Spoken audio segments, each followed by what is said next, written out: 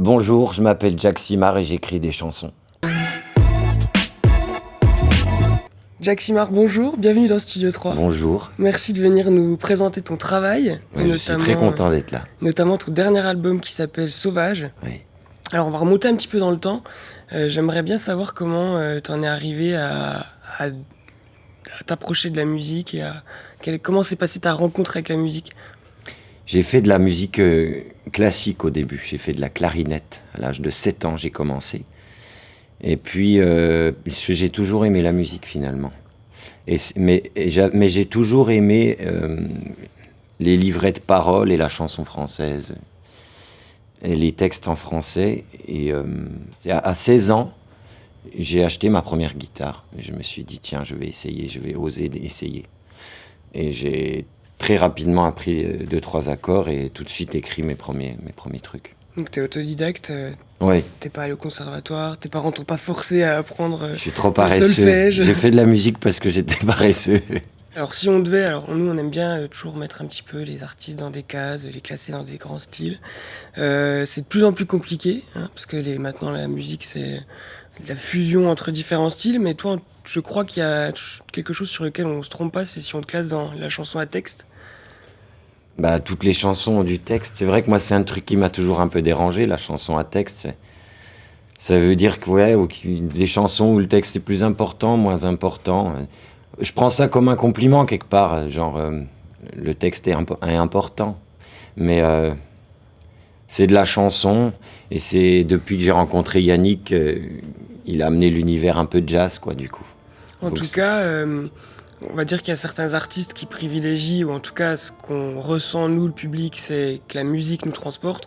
Toi, dans tes paroles, tu t'envoies du lourd, si je peux dire. J'ai traversé des nuits entières avec cette boule dans le cou, à compter mes pas de travers avec l'obsession d'un fou.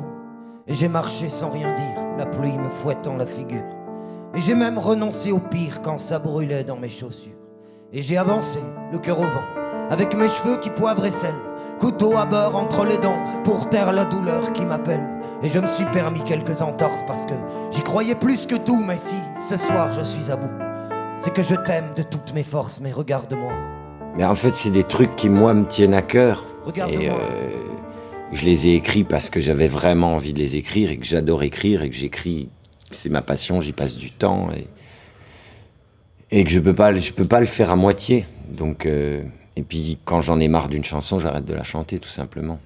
Et c'est comme ça. T'écris sur quoi C'est des ressentis que j'essaye de figer sur papier. C'est des états que j'essaye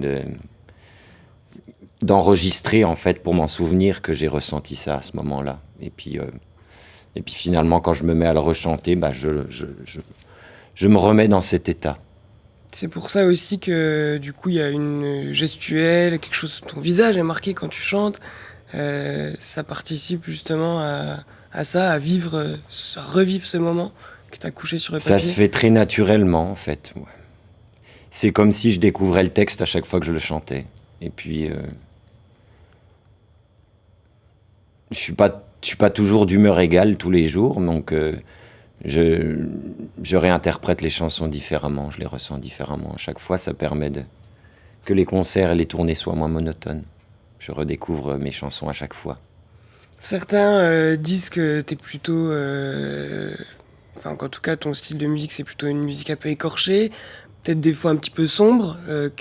Comment tu vois les choses, toi ? Ben, j'écris toujours sur des situations un peu ambivalentes, forcément. C'est des trucs, justement, de moi que j'arrive pas à comprendre. Donc, finalement, j'essaye de me comprendre moi-même au travers de mes chansons. Donc, quand tout va bien, j'écris pas. C'est vrai que beaucoup depuis 10 ans, en tout cas. C'est vrai que des fois, je dis aux copains, le jour où je serai heureux, j'arrêterai d'écrire. Quelque part, c'est un peu ça. Regarde-moi, regarde-moi, avec mes petits yeux de merlandrie qui te supplient, regarde. Regarde-moi, regarde-moi, avec mes yeux de merlan frit, qui te supplie, regarde-moi.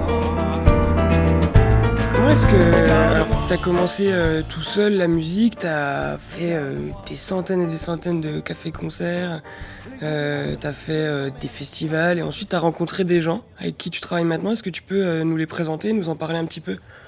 J'ai tourné pendant 5-6 ans tout seul en guitare-voix dans les troquets. Et puis je commençais à tourner en rond. Mes mélodies étaient toujours les mêmes, j'avais plus trop d'idées. Je savais que je pouvais continuer à écrire des chansons, mais j'allais toujours tomber dans les mêmes trucs. Je m'ennuyais. Je m'ennuyais dans l'écriture, dans la musique, je m'ennuyais sur la route, je m'ennuyais en concert. Et j'étais en train de me dire, bon, bah, là, faut que tu arrêtes ou que tu fasses autre chose. Et je me suis dit, il faut que je joue avec d'autres personnes. Et j'en ai parlé à Waya, un copain qui avait produit 2 de mes albums à l'époque. Et lui m'a dit, ouais, bah, je vais te présenter Yannick. Il m'a présenté Yannick pour le 4e album. On s'est connus en studio le lundi matin à 9h. Bonjour, c'est moi qui vais faire les arrangements de ton album. Donc c'était relation très professionnelle. Donc Yannick, en 3 jours, on au piano, c'est ça? Ouais. Yannick au piano. Et du coup, suite à ça, j'ai dit, bah maintenant, il y a la tournée derrière. Est-ce que tu serais chaud pour me suivre sur la tournée? Et il a dit, bah ok. Mais au début, c'était vraiment... c'était mon collègue, quoi. On n'était pas copain-copain. Et Yannick a embauché après Vincent, à la batterie. Pas embauché, il m'a présenté Vincent. Et voilà. Et Vincent, lui, il sortait, je crois, d'école de batterie. Il était tout jeune. Et maintenant, ça fait 6 ans, 7 ans qu'on joue tous les 3. J'ai faim à m'en bouffer les doigts. Si tu savais à quel point j'ai faim et je peux encore, crois-moi, moi je serai Gargantua. Il y a l'air d'avoir un sacré esprit de camaraderie entre vous, ça se sent tout de suite. C'est important. On rigole bien, ouais. On rigole bien, on s'amuse dans le camion, on s'amuse sur scène, on s'amuse en tournée, on est toujours content de se revoir. Et je pense que c'est ce qui fait que le projet est toujours là et qu'il vit, quoi. Et voilà, on s'amuse. On fait de la musique ensemble et on rigole bien. T'as écrit une chanson dans un album précédent qui s'appelle Intermittent. Ouais. Et je voulais justement te poser une question à ce sujet-là, parce que tu dis dans cette chanson que tu es chanteur intermittent, chômeur intermittent, branleur aux yeux des gens et poète permanent. C'est ça, Ah, je dis pas poète, je crois pas. Rêveur. Rêveur permanent. Effectivement, rêveur. Bah, on a eu quand même une image de gens un peu paresseux et pas très travailleurs quand même, les musiciens. Que j'assume, parce que je suis aussi là parce que j'aimais pas l'école et que j'aimais pas les chefs. Mais c'est distraire, on fait du spectacle et on se retrouve dans une pièce avec des gens et le but c'est qu'il y ait un maximum de personnes dans cette pièce qui passent un bon moment, quoi. Et là on est content. Est-ce que c'est facile d'être intermittent? Parce que c'est quelque chose dont on parle souvent, qu'on connaît peu finalement, comme statut. Moi je trouve pas, parce que j'ai pas l'impression de travailler, c'est tellement une passion, je passe beaucoup de temps autour de ma musique finalement, mais à aucun moment j'ai l'impression de travailler vraiment. Donc, et puis on a de la chance que des gens nous appellent pour venir jouer chez eux. Je dirais pas que c'est dur en ce qui me concerne, j'ai pas à me plaindre. On est quand même sollicité, invité à droite à gauche, j'ai pas trop à passer de coups de fil, ça m'arrange bien parce que c'est pas trop dans ma personnalité, j'aime pas trop m'inviter chez les gens, donc ça m'arrange qu'on m'invite. Et pour l'instant, j'ai pas trop à me plaindre. Alors où est-ce qu'on vous a invité pour 2020?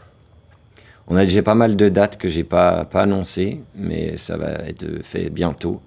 Mais un peu partout, Grand Est, on va dire, entre le Nord, Paris, l'Alsace, la Suisse, Lyon. Et est-ce que vous travaillez sur un album le dernier album date de 2018. Est-ce que tu as des textes On travaille dans la en ce poche? moment sur... moi, les textes, j'en ai toujours des centaines.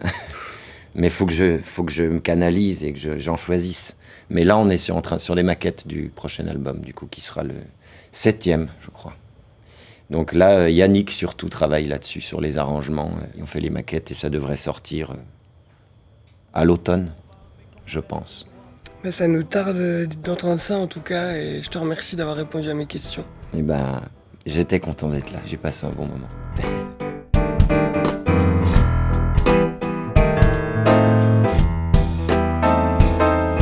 J'ai faim,